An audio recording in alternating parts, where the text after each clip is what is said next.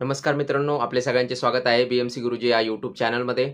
तर आज आपण बघणार आहोत परिपत्रकानुसार जी फॅमिली डिटेल्सची एंट्री आपल्याला सॅपमध्ये घ्यायची आहे, त्या एंट्रीमध्ये आपल्याला काही चेंजेस असतील, ती एंट्री आपल्याला डिलीट करायची असेल तर ती कशी करावी याबाबत आज आपण सविस्तर माहिती घेणार आहोत. चला तर मग सुरुवात करूया.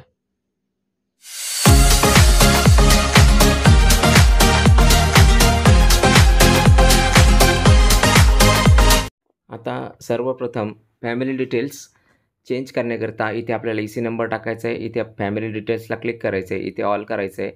त्याच्यानंतर आपल्याला ओव्हरव्ह्यूला क्लिक करायचं आहे आणि त्याच्यानंतर जर समजा आपल्याला आईची डिटेल चेंज करायची आहे, म्हणजेच आईची डिटेल जर चुकलेली असेल व आपल्याला ती चेंज करायची असेल तर आईला आपण इथे टिक करायचं आहे व आईची एंट्री कधी झालेली आहे, म्हणजेच सगळ्यात आधीची एंट्री कोणती आहे, कोणत्या डेटला झालेली आहे, ती आपण इथे आईच्या एंट्रीला टिक करून आपण ती एंट्री कधी झालेली आहे ते बघायचं आहे. तर इथे दिसत असल्याप्रमाणे आईची एंट्री ही 1/1/24ला झालेली आहे. तर आता आपण जाणार आहोत PF40मध्ये. तर PF40मध्ये गेल्यानंतर आपल्याला या ठिकाणी EC नंबर टाकायचा आहे आणि 1/1/24 सगळ्यात आधीची एंट्रीची तारीख आपल्याला घ्यायचीच, म्हणजेच 1/1/24 आपण घेणार आहोत.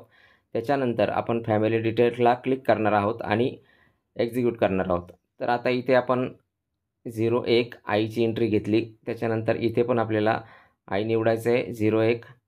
त्याच्यानंतर आपण Ctrl+S करून सेव्ह करायचं आहे. त्याच्यानंतर पुढच्या विंडोवर गेल्यावरती इथे पण 101 घ्यायचं आहे आईची एंट्री. त्याच्यानंतर इथे आपल्याला आईच्या नावामध्ये काय चेंजेस असतील ते आपल्याला इथे करायचे आहेत. जर समजा काही चेंजेस नसतील तर आपण पुढच्या विंडोवर जायचं आहे. जर ही एंट्री जर आपल्याला डिलीट करायची असेल तर आपल्याला त्या आईच्या याला क्लिक करून इथे आपल्याला डिलिमिट करायचं आहे. जर एंट्री डिलीट करायची नसेल, काही चेंजेस असतील तर आपल्याला इथे ते चेंजेस करायचे आहे आणि त्याच्यानंतर ही एंट्री आपल्याला सेव्ह करायची आहे. ही एंट्री सेव्ह केल्यानंतर आपण नेक्स्ट विंडोला क्लिक करायचं आहे आणि त्याच्यानंतर आता चेंजेस झाले किंवा नाही हे आपण PA20ला EC नंबर टाकून परत चेक करायचं आहे. तर अशा प्रकारे आपल्याला चेंजेस करायचे आहेत. ज्या फॅमिली डिटेल्सची आपल्याला एंट्री डिलीट किंवा चेंज करायची असेल तर त्या फॅमिली डिटेल्सची सगळ्यात अगोदरची सॅपमधली एंट्रीची डेट आपल्याला बघायची आहे. त्याच्यानंतर ती एंट्री आपण डिलीट करू शकतो किंवा चेंज करू शकतो, डिलिमिट करू शकतो.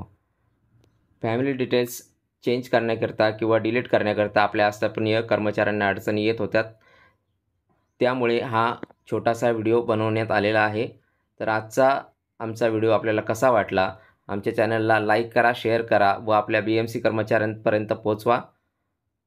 चला तर मग भेटूया नेक्स्ट व्हिडिओमध्ये. तोपर्यंत जय हिंद, जय महाराष्ट्र.